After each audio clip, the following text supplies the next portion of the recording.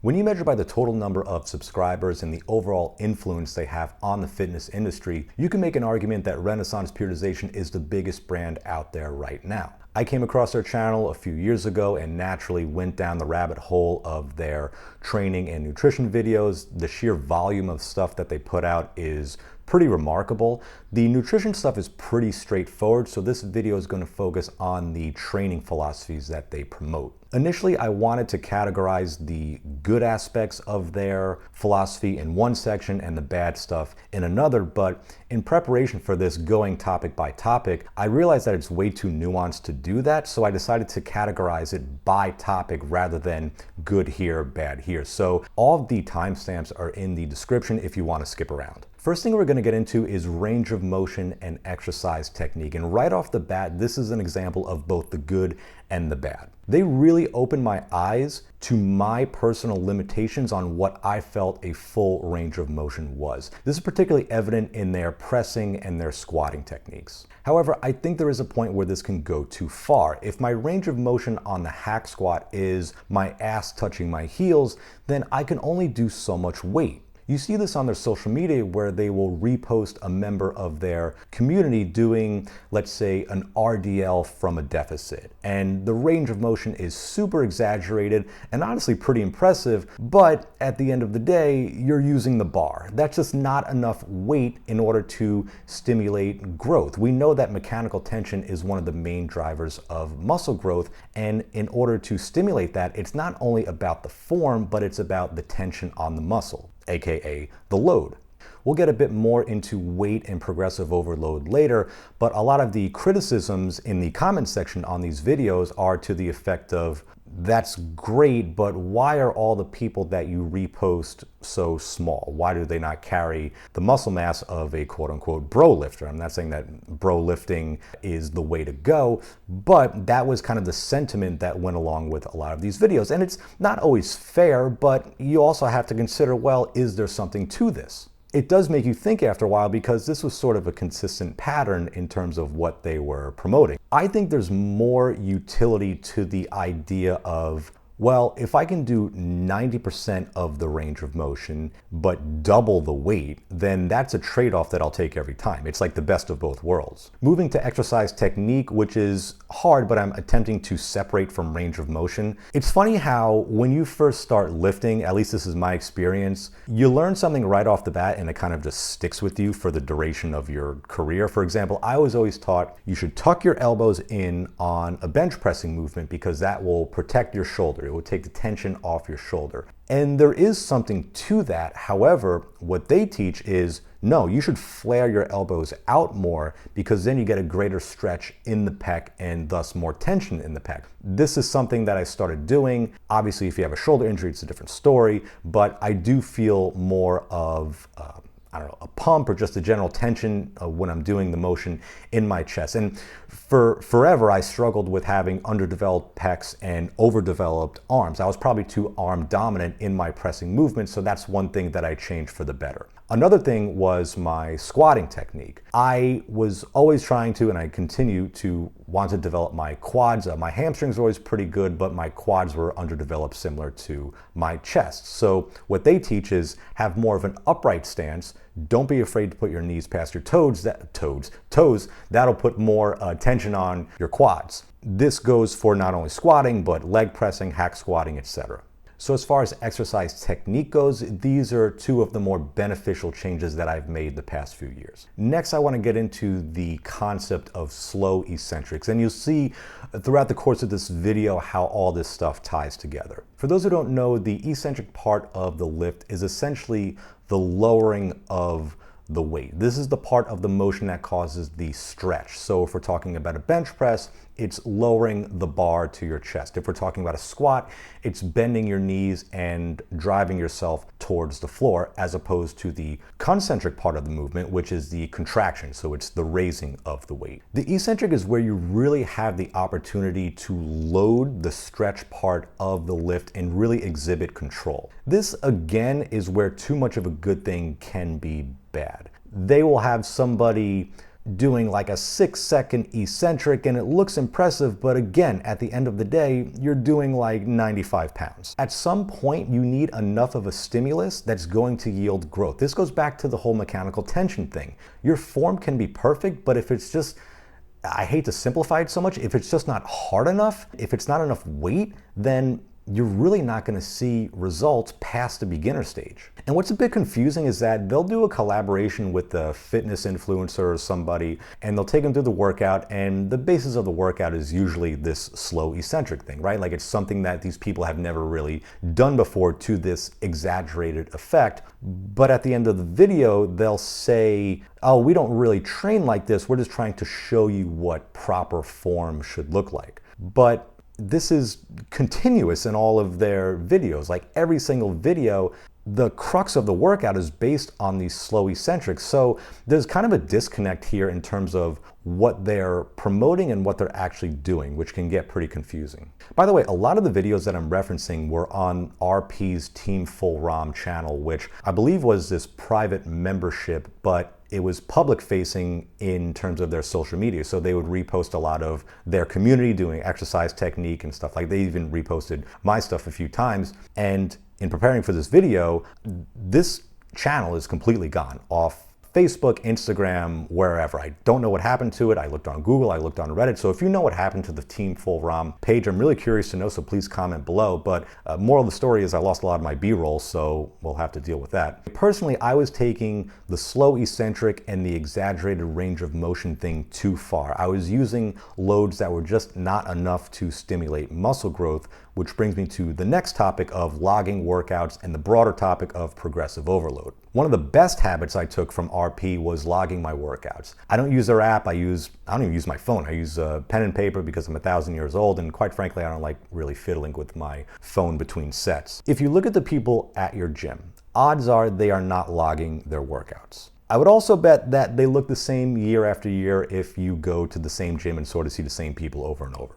You have to force your body to build muscle. At a certain point, you just can't show up anymore. And it sounds crazy, but I don't think people understand this. I think they're kind of using what brought them to the dance, which is typically 3 sets of 10 of this exercise at this weight. That works for a little while until it doesn't. In order to truly progress, you really have to log your workouts. You're simply not going to be able to remember the weight, the reps, the sets, the overall volume, the exercise order on a week-to-week basis. Unless you have photographic memory or something like that, I certainly don't. I don't remember turning this camera on, so there's no way I'm going to remember my workout from last week. By logging my workouts, I eliminated the ambiguity of, what did I do last week? No, it's all there for me to reference at all times. And honestly, it takes 2 seconds to do it. You have to rest in between sets anyway, so you might as well be productive. Let's get into a really important topic of reps in reserve, also known as RIR. Reps in reserve is basically the number of reps you leave in the tank before you would hit absolute muscular failure on a given exercise. For example, if you do 12 bicep curls at a 3 RIR, that means that you feel that at rep 15, that's it. You're done. You absolutely cannot do any more. The concept of RIR is very important because we know that you have to at least approach muscular failure in order to elicit growth. Before I even knew what RIR was, I would kind of just pick an arbitrary weight in an arbitrary rep range and do my best. But when I started implementing this and I had to take these sets close to failure, I realized how much I've been leaving in the tank for years and years because, like I said, you have to at least approach failure and really know what true failure is at least once in order to set up your programming moving forward. So I might be doing like, I don't know, hamstring curls or something, and in my head I'm thinking, oh, I could probably do 12 or 13, and then I do 18 or 19, and I'm like, oh my God, like I've been dogging it for a couple years now, and it's really eye-opening when you do this for the first time. One trap I think people fall into is stopping way too short from failure because they're of the mindset, well, I gotta do 3 or 4 sets of this. So if I go balls to the wall in set 1, then I won't be able to do sets 2, 3, and 4. But what happens is that you end up doing 4 mediocre sets that aren't doing you any good. You basically make no progress. Based on different studies, you probably want to be in the 1 to 3 RIR range on each working set. So not necessarily hitting failure on each set. But here's the thing, hitting failure is very hard. It's like life or death. Like it's very rare that that actually occurs. So as long as you're approaching failure, then you're good. RP bases a lot of their programming on progressing through these RIR ranges. So one week you'll be at a 3 RIR, the next week 2, the next week 1, and the next week 0. This is way too hard to me to calibrate on a week-to-week basis. You may think you're at a 2 RIR, but what if you're at 3? What if you're at 5? There's no real standard for this, which makes it kind of confusing, aside from your bar speed slowing down. But even then, it's really tenuous, the difference between 3, 2, and 1. So when your programming is based off this highly subjective matter, it can be really confusing. In fact, when you watch their videos, you'll see Jared Feather give Dr. Mike a hard time because Dr. Mike will think that he's at a 1 RIR, and Jared's like, no, that was like 6 or 7. So if they can't differentiate the difference between 6 and 1, how am I supposed to do that? What makes this even more challenging is their propensity to use higher rep ranges, stuff in like the 12 to 20 range. So using these higher rep ranges obviously means you have to use lighter weight. What I found is that oftentimes what is experiencing fatigue on these sets is not necessarily the target muscle. Maybe my grip starts to fail me. Maybe I'm doing lat pull downs and I'm experiencing delt fatigue before lat fatigue. So am I really taking the muscle to failure? Well, no, because a secondary muscle is getting in the way. Another challenging thing is when you have to take into consideration how strict your form is supposed to be, it becomes really hard to govern this on a workout by workout basis. Let's say I do 14 leg extensions this week and 12 the previous week. On paper, it looks like I progressed, but did I do 12 perfect ones last week and 14 good ones this week? I tried to keep them the same, but how do I know for sure? My solution for this was to keep my exercises in the 5 to 8 rep range and focus more on increasing the weight. Who cares about specific RIR? Just train relatively close to muscular failure, which is a lot easier with heavier weights. Oftentimes, when you're using heavier weights in these lower rep ranges, it is the target muscle that is experiencing fatigue. And obviously, you won't be able to increase the weight week by week, but you're basically ensuring that the target muscle is being taken close to failure. I'm not doing 18 reps of leg presses, huffing and puffing because my cardio is failing me. I'm doing 6 reps of leg presses, and I know that my quads are the ones that are the limiting factor in this exercise. And another thing is that I think this 5 to 8 or 5 to 10 range is perfect for getting the most out of the target muscle while also maintaining a safe load. I'm not doing 1 RMs here. This goes into the concept of progressive overload, which is sometimes lost in the equation when we have all of these debates over volume and frequency and exercise selection. Progressive overload is what matters. Doing more weight, doing more reps, or ideally both. As I said, my perspective is that it's a lot easier to track this using heavy-ish weights with low-ish reps over time. While we're on the topic, I want to get into volume real quick. There's a few ways to define it, but the easiest way is the number of working sets per week per muscle group. RP bases a lot of their programming on adding volume as you go, yet they are quick to say, don't just be adding junk volume to your routine. I understand the concept of junk volume, maybe I'm stupid, but I've yet to hear a good explanation on at what point is junk volume occurring. This is why you just keep volume relatively constant and focus on progressive overload. Intensity techniques, myo reps, myo rep matching, and giant sets. Now, certain exercises are not conducive to these lower rep ranges, and this is where I feel some of the intensity techniques are super helpful. Myo reps are basically a version of rest pause. So let's say you're doing leg extensions, you do a set of 15, rest 5 to 10 seconds, do 3 to 5 more, rest 5 to 10 seconds, do 3 to 5 more, repeat as much as you like, do as many sets as you like, but that's the basic concept. Myo rep matching is where you do a high repetition set close to failure and try to match that number of reps on the subsequent sets.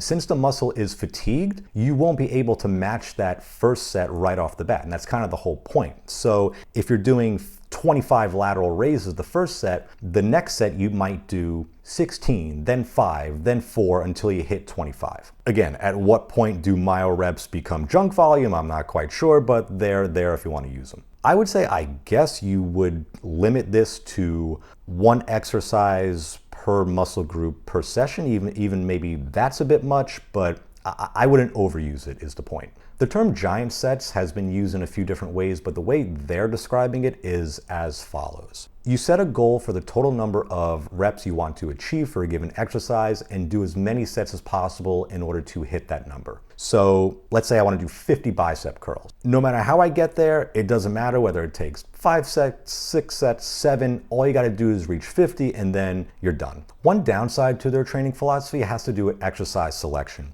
If it's not the perfectly optimal exercise, they don't like it. Optimal to them would mean two things. Number one is that the target muscle is loaded in the stretched position. Two is that it has a good stimulus to fatigue ratio, which means that the target muscle is properly stimulated and it doesn't cause a great deal of systemic fatigue or whole body fatigue. So an example of an exercise with a poor stimulus to fatigue ratio would be the deadlift, the conventional deadlift, because it targets a number of muscle groups while causing a great deal of systemic fatigue. I mean, if you've ever done a set of intense deadlifts, it can take like 5 minutes to recover. Like, you'll be breathing heavy, it's super hard to do, it's very taxing to the entire body. With this philosophy, and look, I was taking this too far because I was going too far in the extreme optimization route here. I felt I was veering more towards machines and cables rather than free weights. And at a certain point, I felt like, man, I just don't feel strong anymore. And my main goal is hypertrophy, but I do like to kind of feel strong as well. I didn't feel that anymore. I felt like if I was playing a sport or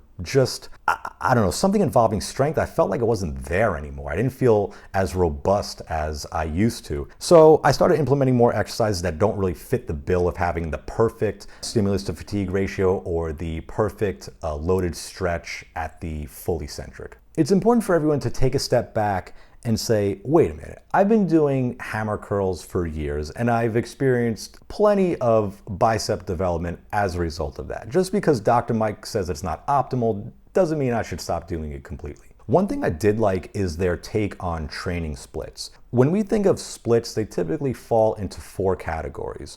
The bro split, which is 1 muscle group per day, push-pull legs, upper, lower, or full body. What I like is that they say your training split can be whatever you want it to be. You don't have to fall into this box of picking one of the 4. If you want to focus on growing a certain muscle, do more sets of that. The only thing you have to do is compensate by probably removing some volume from another muscle group. So if you want to focus on your quads and do 20 sets of quads a week and limit your front delts to 4 sets a week, that's totally fine. Overall, I think the Renaissance periodization principles were a net negative for me. With one caveat, this is my fault because I went too deep into their protocols. I have kind of this all or nothing personality, and that's probably why this happened. The good things that I will take with me moving forward: refining my technique, expanding my range of motion to a certain degree, logging my workouts, and the ambiguous training splits. The bad things that I will leave behind are the emphasis on RIR progression and volume progression, the super duper slow eccentrics, higher rep ranges, and just the general pedantic over optimization of every little thing. I think when it comes to training or really any aspect of your life, it's best to take bits and pieces from different sources and tailor it to your lifestyle. Please let me know in the comments what you think of RP and like and subscribe for more.